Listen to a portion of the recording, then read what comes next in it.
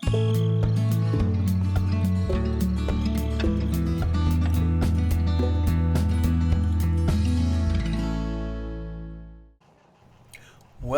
to Thueringer for Farming Simulator 15. We now continue in our reading of The Octopus, A Story of California by Frank Norris, Book 2, Chapter 1. The map was white, and it seemed as if all the color which should have gone to vivify the various counties, towns, and cities marked upon it had been absorbed by that huge, sprawling organism, with its ruddy arteries converging to a central point. It was as though the state had been sucked white and colorless, and against this pallid background, the red arteries of the monster stood out, swollen with life blood, reaching out to infinity, gorged to bursting, and excrescence, a gigantic parasite fattening upon the life blood of an entire commonwealth. However, in an upper corner of the map appeared the names of 3 new commissioners: Jones McNish for the 1st District, Lyman Derrick for the 2nd, and James Darrell for the 3rd.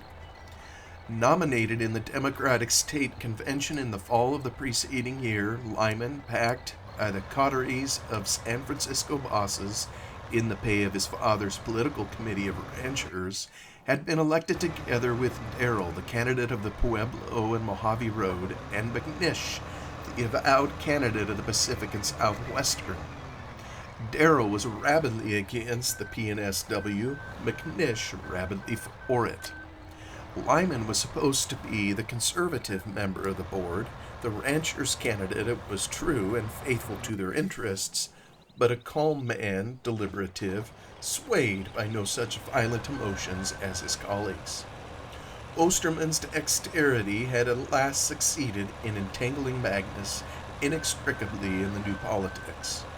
The famous League, organized in the heat of passion the night of Annixter's barn dance, had been consolidated all through the winter months.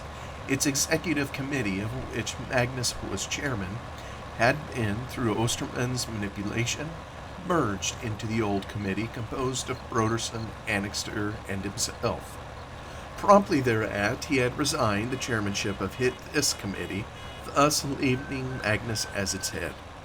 Precisely as Osterman had planned, Magnus was now one of them.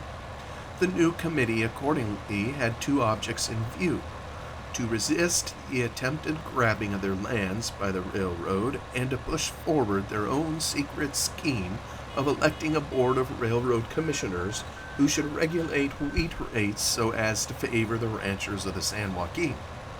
The land cases were promptly taken to the courts, and the new grading, fixing the price of the lands at $20 and $30 an acre instead of $2, bitterly and stubbornly fought.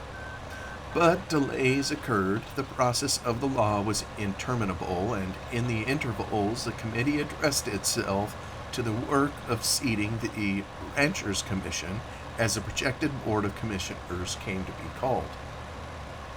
It was Heron who first suggested that his brother Lyman be put forward as a candidate for this district. At once the proposition had a great success. Lyman seemed made for the place. While allied by every tie of blood to the ranching interests, he had never been identified with them. He was city-bred. The railroad would not be overly suspicious of him. He was a good lawyer, a good businessman, keen, clear-headed, far-sighted, had already some practical knowledge of politics, having served a term as assistant district attorney, and even at the present moment occupying the position of sheriff's attorney. More than all, he was the son of Agnes Derrick. He could be relied upon, could be trusted implicitly to remain loyal to the rancher's cause. The campaign for railroad commissioner had been very interesting. At the very outset, Magnus's committee found itself involved in corrupt politics. The primaries had to be captured at all costs and by any means, and when the convention assembled, it was found necessary to buy outright the votes of certain delegates. The campaign fund, raised by contributions from Magnus, Annixter, Broderson, and Osterman, was drawn upon to the extent of $5,000. Only the committee knew of this corruption. The League, ignoring Ways and Means, supposed as a matter of course that the campaign was honorably conducted. For a whole week after the consummation of this part of the deal, Magnus had kept to his house, refusing to be seen, alleging that he was ill, which was not far from the truth. The shame of the business, the loathing of what he had done, were to him things unspeakable. He could no longer look Heron in the face. He began a course of deception with his wife. More than once he had resolved to break with the whole affair, resigning his position, allowing the others to proceed without him. But now it was too late. He was pledged. He had joined the League. He was its chief, and his defection might mean its disintegration at the very time when it needed all its strength to fight the land cases. More than a mere deal in bad politics was involved. There was a land grab. His withdrawal from an unholy cause would mean the weakening, perhaps the collapse, of another cause that he believed to be righteous as truth itself. He was hopelessly caught in the mesh. Wrong seemed indissolubly knitted into the texture of right. He was blinded, dizzied, overwhelmed, caught in the current of events, and hurried along he knew not where. He resigned himself. In the end, and after much ostentatious opposition on the part of the railroad helpers, Lyman was nominated and subsequently elected. When this consummation was reached, Magnus, Osterman, Broderson, and Annixter stared at each other. Their wildest hopes had not dared to fix upon themselves so easy a victory as this. It was not believable that the corporation would allow itself to be fooled so easily, would rush open-eyed into the trap. How had it happened? Osterman, however, threw his hat into the air with wild whoops of delight. Old Broderson permitted himself a feeble cheer. Even Magnus beamed satisfaction. The other members of the League, present at the time, shook hands all around and spoke of opening a few bottles on the strength of the occasion. Annixter alone was recalcitrant. "It's too easy," he declared. "No, I'm not satisfied. Where's Shelgrim in all this? Why don't he show his hand, damn his soul? The thing is yellow, I tell you. There's a big fish in these waters somewheres.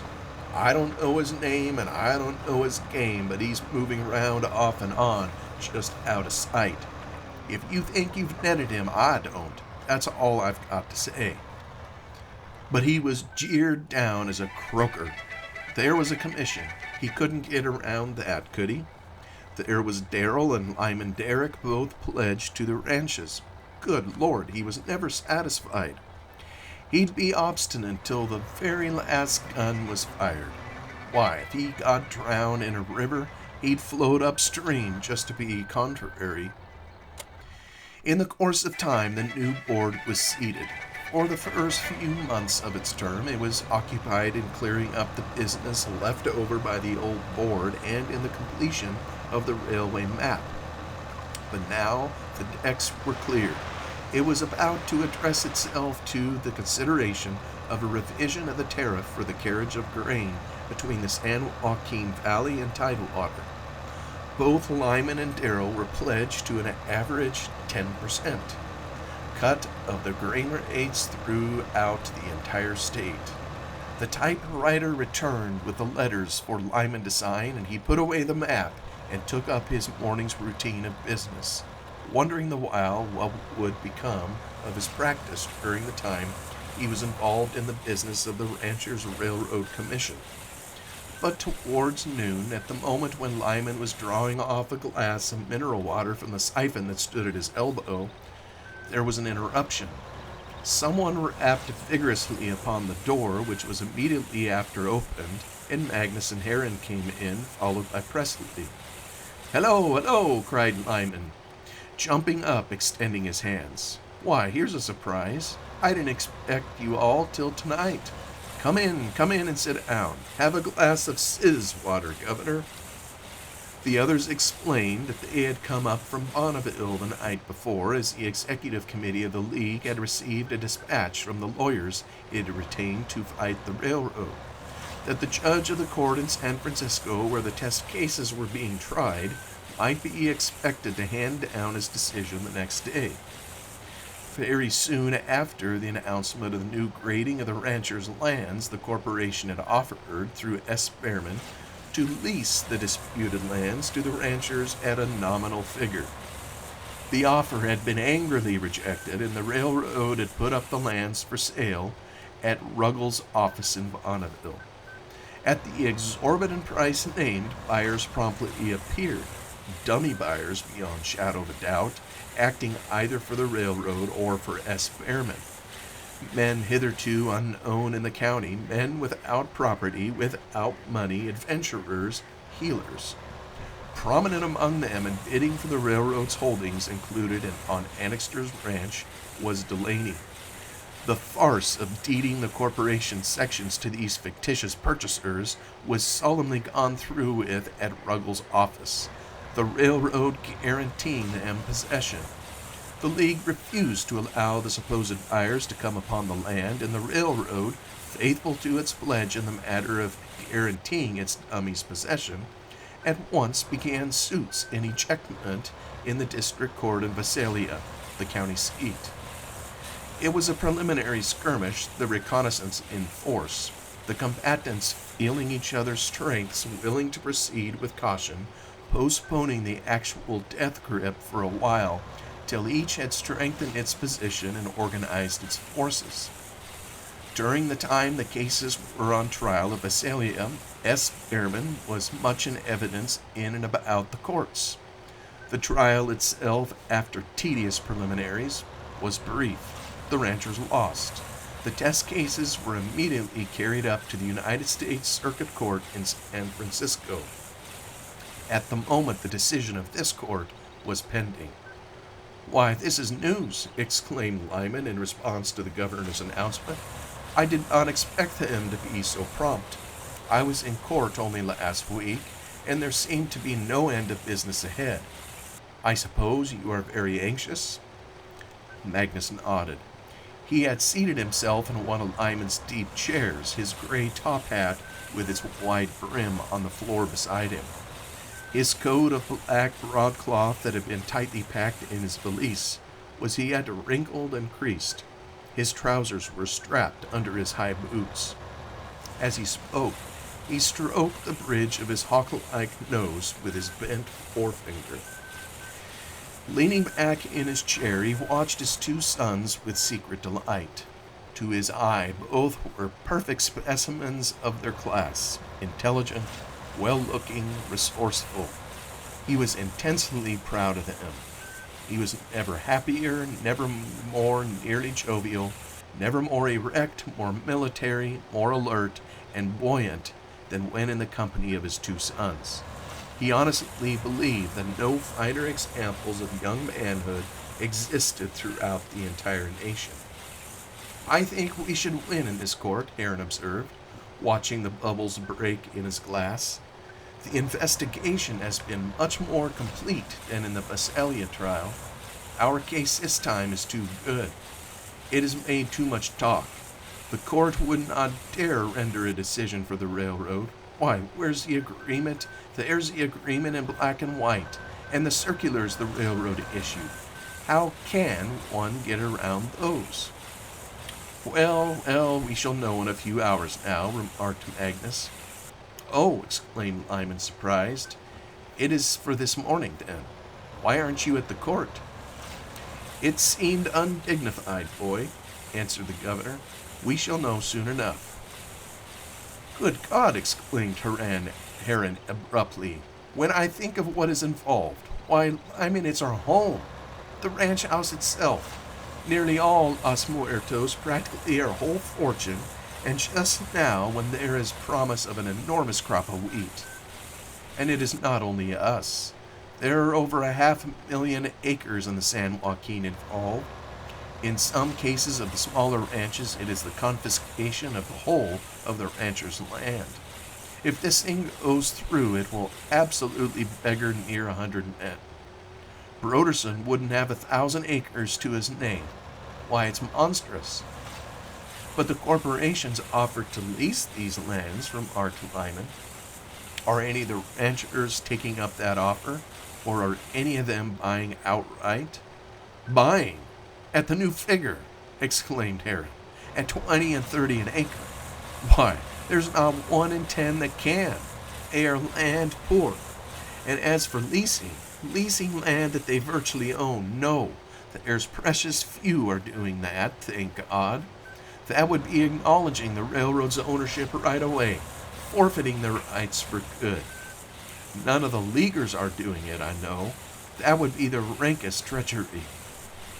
He paused for a moment, drinking the rest of the mineral water, then interrupting Lyman, who was about to speak depressedly, drawing him into the conversation through politeness, said, Matters are just romping right along to a crisis these days. It's make or break for the wheat growers of the state now, no mistake. Here are the land cases and the new grain tariff drawing to a head at about the same time. If we win our land cases, there's your new freight rates to be applied. And then all is beer and skittles. Won't the San Joaquin go wild if we pull it off? And I believe we will. How we wheat growers are exploited and trapped and deceived at every turn, observed Magnus sadly. The courts, the capitalists, the railroads, each of them in turn hoodwinks us into some new and wonderful scheme, only to betray us in the end. Well, he added, turning to Lyman, one thing at least we can depend on. We will cut their grain rates for them, eh, Lyman? Lyman crossed his legs and settled himself in his office chair. I have wanted to have a talk with you about that, sir, he said. Yes, we will cut the rates, an average of 10%, cut throughout the state as we are pledged. But I'm going to warn you, Governor, and you, Heron, don't expect too much at first. The man who, even after 20 years training in the operation of railroads, can draw an equitable, smoothly working schedule of freight rates between shipping point and common point is capable of governing the United States.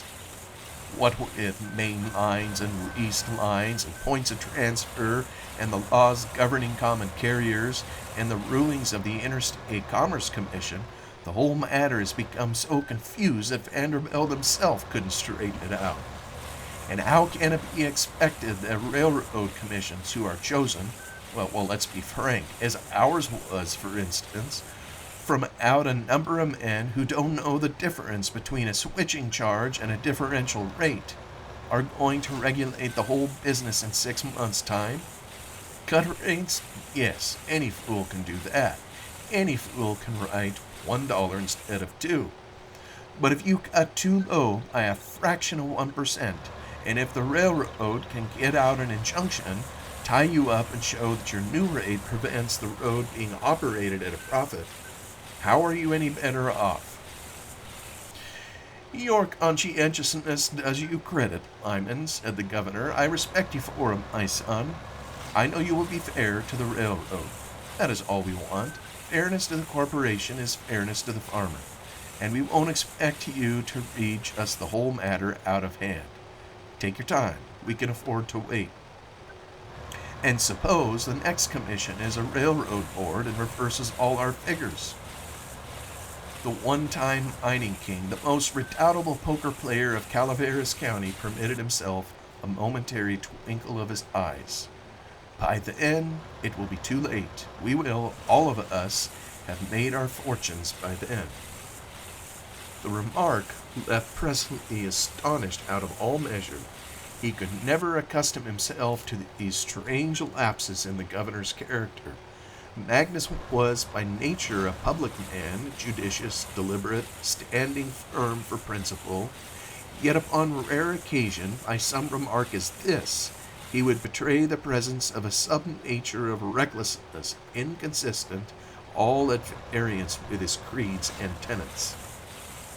At the very bottom, when all was said and done, Magnus remained the 49er. Deep down in his heart, The spirit of the adventurer still persisted. We will all of us have made fortunes by then. That was it precisely. After us, the deluge. For all his public spirit, for all his championship of justice and truth, his respect for law, Magnus remained the gambler, willing to play for colossal stakes, to hazard a fortune on the chance of winning $1,000,000. It was a true California spirit that found expression through him, the spirit of the West, unwilling to occupy itself with details, refusing to wait, to be patient, to achieve by legitimate plotting. The miner's instinct of wealth acquired in a single night prevailed in spite of all. It was in this frame of mind that Magnus and the multitude of other ranchers of whom he was a type farmed their ranches. They had no love for their land. They were not attached to the soil. They worked their ranches as a quarter of a century before they had worked their mines. To husband the resources of their marvelous San Joaquin, they considered niggardly petty Hebraic. To get all there was out of the land, to squeeze it dry, to exhaust it, seemed their policy. When at last the land, worn out, would refuse to yield, they would invest their money in something else. By then, they would all have made fortunes. They did not care. After us, the deluge. Lyman, however, was obviously uneasy, willing to change the subject. He rose to his feet, pulling down his cuffs. "By the way," he observed, "I want you three to lunch with me today at my club. It is close by. You can wait there for news of the court's decision as well as anywhere else, and I shall like to show you the place. I have just joined." At the club, when the foreman were seated at a small table in the round window of the main room, Lyman's popularity with all classes was very apparent.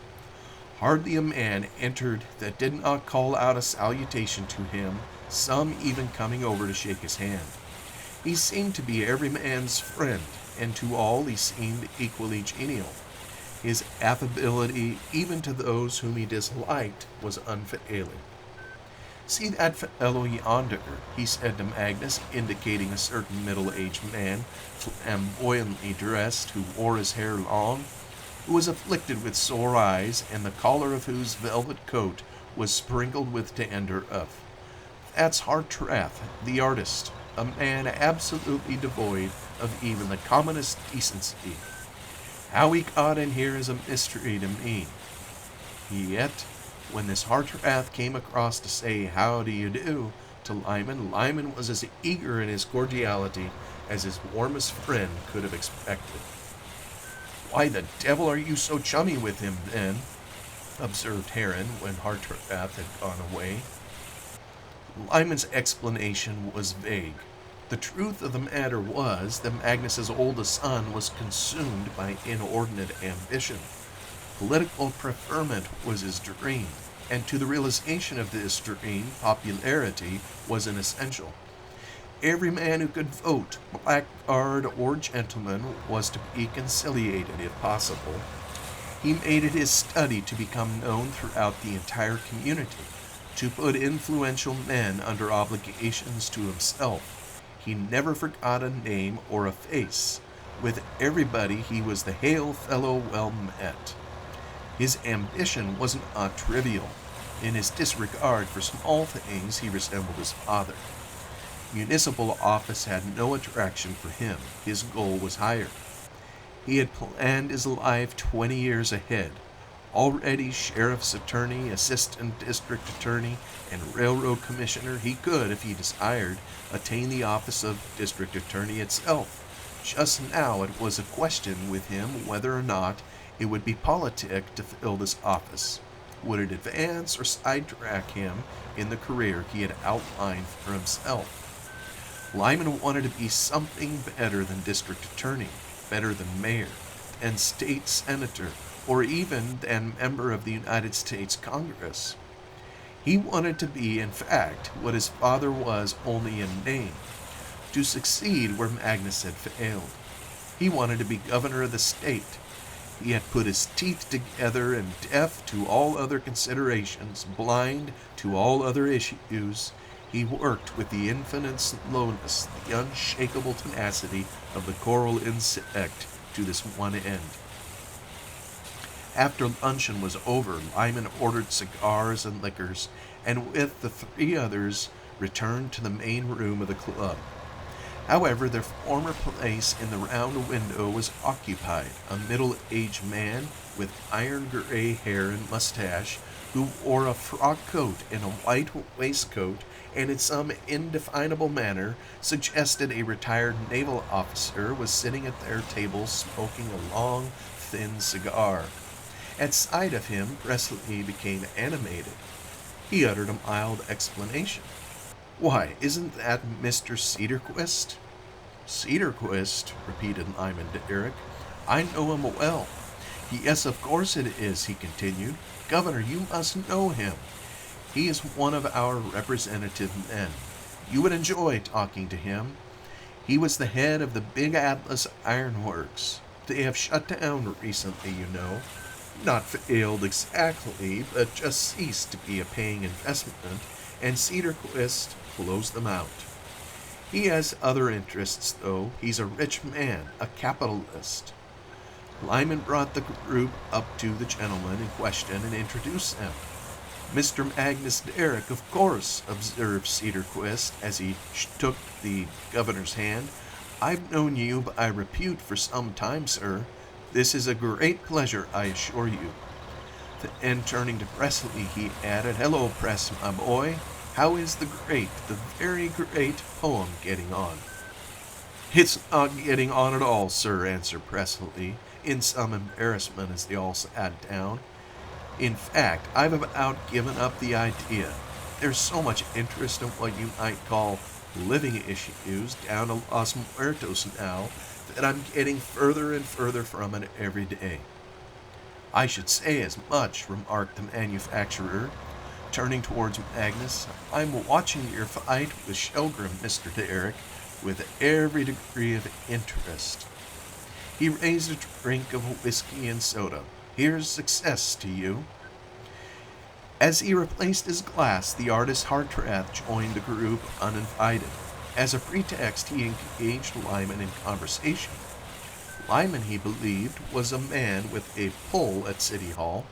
In connection with a projected $1 million fair and flower festival, which at the moment was the talk of the city, certain statues were to be erected, and Hartrath bespoke Lyman's influence to further the pretensions of a sculptor friend of his, who wished to be art director of the affair.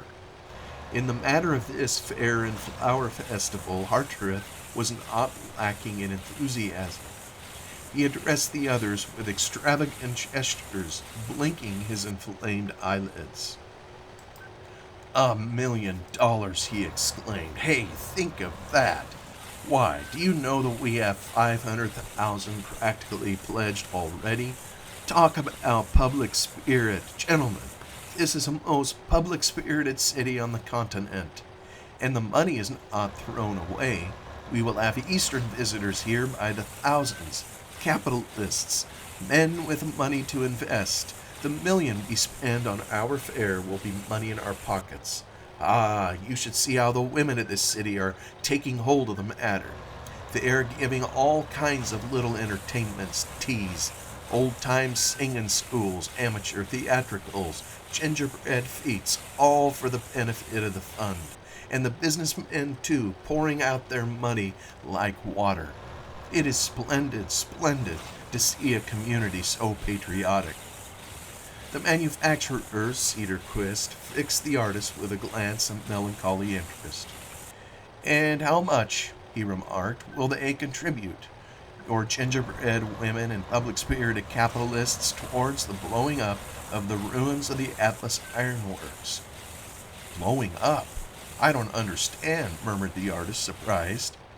"When you get your Eastern capitalists out here with your $1 million fair," continued Cedarquist, "you don't propose, do you, to let them see a $1 million iron foundry sitting idle because of the indifference of San Francisco businessmen? They might ask pertinent questions, your capitalists, and we should have to answer that our businessmen preferred to invest their money in corner lots and government bonds rather than to back up a legitimate industrial enterprise. We don't want fairs, we want active furnaces. We don't want public statues and fountains and park extensions and gingerbread feats. We want business enterprise. Isn't it like us? Isn't it like us? He exclaimed sadly. What a melancholy comment. San Francisco, it is not a city. It is a midway plaisance. California likes to be fooled. Do you suppose Shelgrim could convert the whole San Joaquin Valley into his backyard otherwise? Indifference to public affairs, absolute indifference. It stamps us all. Our state is the very paradise of fakers. You and your $1,000,000 fare. He turned to Hartrath with a quiet smile. It is just such men as you, Mr. Hartrath, that are the ruin of us. You organize a sham of tinsel and pasteboard, put on a fool's cap and bells, beat a gong at the street corner, and the crowd cheers you and drops nickels into your hat. Your gingerbread feet, yes. I saw it in full blast the other night on the grounds of one of your women's places on Sutter Street. I was on my way home from the last board meeting of the Atlas Company. A gingerbread feat, my word. And the Atlas plant shutting down for want of financial backing. $1,000,000 spent to attract the Eastern investor in order to show him an abandoned rolling mill wherein the only activity is the sale of remnant material and scrap steel.